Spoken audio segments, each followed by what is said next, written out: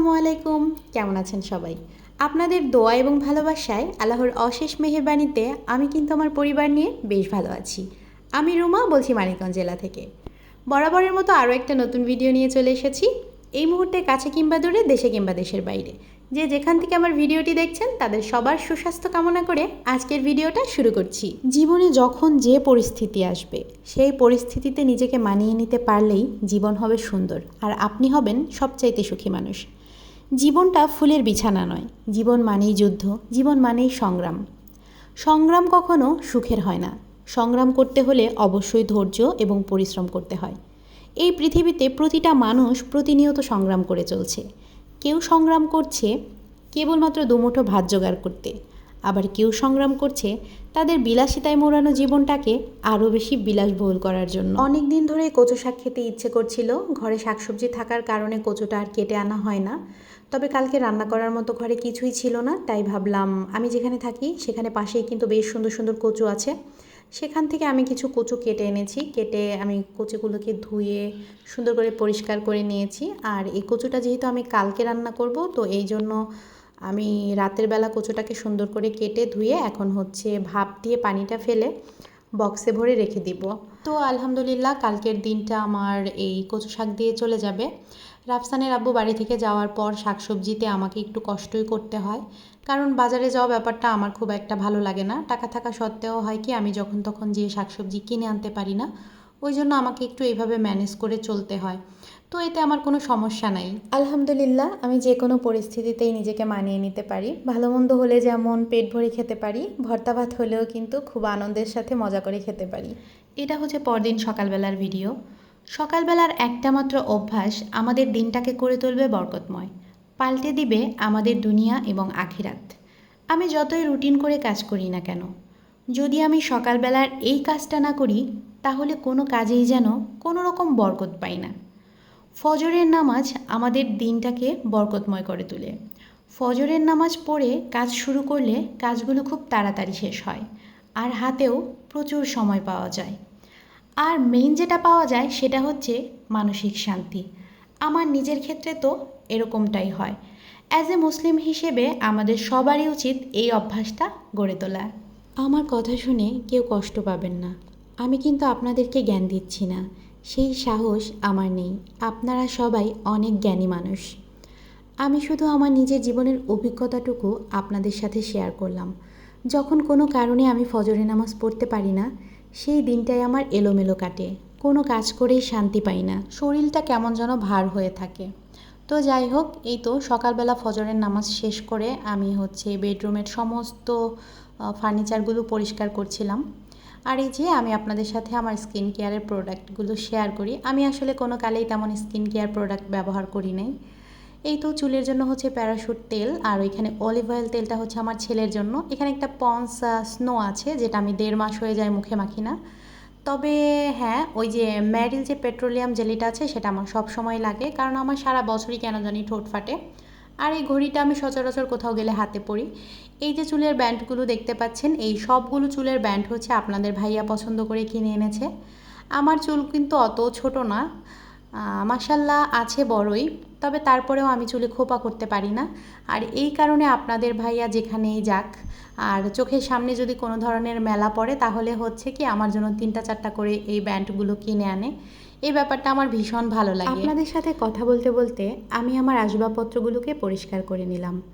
এবার কাল রাতে কিছু থালা বাসন পরিষ্কার করে রেখেছিলাম, সেগুলো গুছিয়ে নিব। কোনো কাজই কিন্তু ছোট নয়।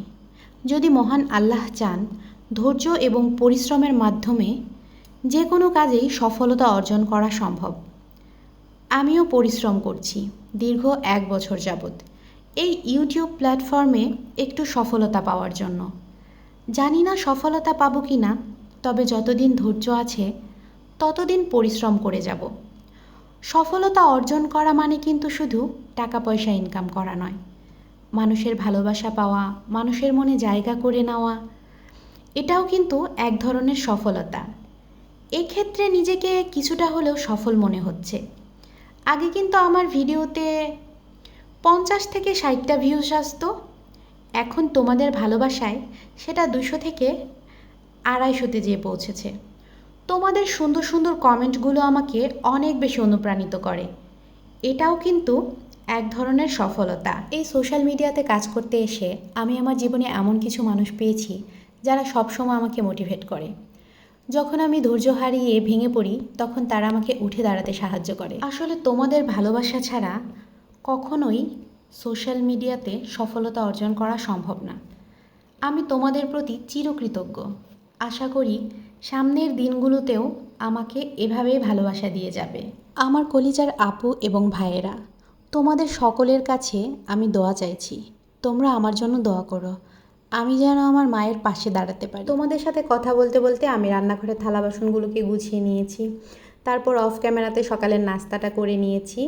এবার টেবিলটা পরিষ্কার করে তারপরে হচ্ছে এই তো সকালের খাবারটা সার্ভ করে দিচ্ছি। ওই তো সকালে জাতীয় নাস্তা রুটি আর হচ্ছে আজকে একটু আলু ভাজি করেছি। প্রায় 1 মাসেরও বেশি হয়ে যায় আলু ভাজি দিয়ে রুটি খাওয়া হয় না। বেশিরভাগ চা দিয়েই রুটিটা খাওয়া হয়। তো ইদানিং আমার গ্যাসের একটু প্রবলেম হচ্ছে, ওই জন্য চা দিয়ে আমি রুটিটা খাচ্ছি না। ছেলে কিন্তু ঘুম থেকে উঠে গেছে, ছেলেকে একটা রুটি আর হচ্ছে ডিম ভাজি দিয়ে দিয়েছি। ও আসলে বেডে বসে খেতে বেশি পছন্দ করে, এখানে খুব একটা আসতে চায় না। তো বাচ্চা মানুষ যেখানে খেয়ে আসলে কমফোর্ট পায় সেখানেই খেতে দেওয়া উচিত। তো যাই হোক, এবার হচ্ছে আমি আমার সকালের নাস্তাটা করে নিব। আজকে সকালের নাস্তাটা একটু তাড়াতাড়ি হয়ে যাচ্ছে, এখন হচ্ছে সময় মাত্র 8টা বাজে। তো যাই হোক, এদিকে বাইরেও কিন্তু প্রচুর বৃষ্টি বৃষ্টি ভাব, জানি না কখন যেন বৃষ্টি চলে আসে। সকালবেলা উঠে কিন্তু বেশ কিছু জামাকাপড় ধুয়ে ফেলেছি এরই মধ্যে। নাস্তা করছিলাম আর একটু পরপর হচ্ছে বারান্দার দিকে তাকাচ্ছিলাম, কারণ কেন জানি আমার মনে হচ্ছিল একটু পরেই বৃষ্টি চলে আসবে। তো যাই হোক, অনেক দিন পর আসলে আলু ভাজি দিয়ে রুটি খাচ্ছি, অনেক বেশি ভালো লাগছে। যদিও ঝাল একটু কম দিয়েছি, কারণ রাফসান খাবে বলে মাত্র কাঁচামরিচ দিয়েছি। আসলে ঝালটা যদিও খাওয়া উচিত না, বলতে না বলতেই হচ্ছে বৃষ্টি শুরু হয়ে গেছে। কোনো রকম খাবারটা শেষ করেই হচ্ছে আমি তাড়াহুড়ো করে চলে এসেছি ছাদে জামাকাপড়গুলো নিতে। ভাগ্যিস মানে আমি জানালাটা খোলা রেখে খেতে বসেছিলাম, নয়তো আমার সমস্ত জামাকাপড়গুলো ভিজে যেত। এই যে দেখো কি মনোমুগ্ধকর পরিবেশ। আমার আবার কিছুক্ষণ পরেই হচ্ছে রান্না করতে হবে। আসলে এই ওয়েদারটা না অনেক বেশি ভালো লাগছিল, তাই একটু বসে বসে আমি হচ্ছে ভিডিও করছিলাম, ভাবছিলাম তোমাদের সাথে শেয়ার করব। তো এই তো চলে আসলাম কচু শাক রান্না করতে। এই তো কালকে রাতে তো কচুটা সিদ্ধ করেই রেখেছিলাম। আর এখানে হচ্ছে পাঙ্গাস মাছের যে মাথা আর হচ্ছে চাপা, সেটা ছোট ছোট পিস করে কেটে নিয়েছি। তো পাঙ্গাস মাছ একটা সময় আমার অনেক বেশি পছন্দ ছিল, তবে ইদানিং কেন জানি খেতে ইচ্ছে করে না। তাই হচ্ছে আমি একটু পাঙ্গাস মাছটা ভেজে নিচ্ছি, মানে ভেজে রান্না করলে হয়তো খেতে একটু ভালো লাগবে। আমার এই কড়াইটাকে তোমরা একটু ইগনোর করবা, আমার কড়াইয়ের একটা পাশের হাতা কিন্তু ভেঙে গেছে। তো আসলে এই কড়াইটার মধ্যে হচ্ছে রান্না করতে আমার ভীষণ ভালো লাগে। আর বাকি আরও কড়াই আছে, তবে সেগুলো না অনেক বেশি বড় বড়, কারণ রাফসানের আব্বু কিনেছিল তো আমি সাথে ছিলাম না, ও ঠিক বুঝে উঠতে পারেনি। ও হচ্ছে বড় বড় সাইজের কতগুলো কড়াই পাতিল কিনে নিয়ে এসেছে। তো আমার বেশিরভাগ রান্না হচ্ছে কিন্তু তোমরা খেয়াল করলে দেখবা আমি এই কড়াইটার মধ্যেই রান্না করি। নন স্টিকের পাতিল হচ্ছে আমার 2-3টা আছে, ওগুলাও বড় বড়। আমি যখন বিরিয়ানি বা পোলাও টোলাও রান্না করি, মাংস রান্না করি, তখন ওইগুলাতে রান্না করি। তাছাড়া রেগুলার যে রান্নাগুলো আছে আমি কিন্তু আমার এই কড়াইতেই করে থাকি। বেশ খানিকটা রসুন কুচি, আদা রসুন জিরা হলুদ মরিচের গুঁড়া দিয়ে আমি হচ্ছে মশলাটাকে সুন্দর করে কষিয়ে নিয়ে সিদ্ধ করা কচু শাকগুলোকে দিয়ে দিয়েছি। এবার আমি এটাকে সুন্দর করে নেড়ে চেড়ে ভেজে রান্না করে নিব। কচু শাক কিন্তু খুবই উপকারী একটা শাক, এই শাক আমাদের স্বাস্থ্যের জন্য অনেক ভালো। কচু শাকের মধ্যে উচ্চ মাত্রায় পটাশিয়াম পাওয়া যায়, তাই কচু শাক খেলে হৃদরোগ ও স্ট্রোক হওয়ার ঝুঁকি কম থাকে। এছাড়াও কচু শাক কিন্তু রক্তে হিমোগ্লোবিন বাড়াতে সাহায্য করে, তাই আমাদের প্রত্যেকেরই উচিত বেশি বেশি কচু শাক। আমার ছেলের বয়স 2 বছর 8 মাস, আর আপনারা শুনলে অবাক হবেন, আমার ছেলে আজকে জীবনের প্রথম খুব মজা করে কচু শাক দিয়ে ভাত খেয়েছে। আমি তো জাস্ট অবাক হয়ে যাচ্ছিলাম, ও এতটা মজা করে কচু শাক খেয়েছে। ও যাতে খেতে পারে ওই জন্য ঝালটা আমি একটু কম দিয়েছিলাম। তো আমার রান্না করাটা সার্থক হয়েছে। খেতে খেতে তোমাদের কাছ থেকে বিদায় নিচ্ছি, দেখা হবে নতুন কোনো ভিডিওতে। ততক্ষণ পর্যন্ত ভালো থেকো, সুস্থ থেকো, আপনজনদের খেয়াল রেখো। তোমার জীবনের প্রতিটা মুহূর্ত হয়ে উঠুক ফুলের মতো সুন্দর। আল্লাহ হাফেজ।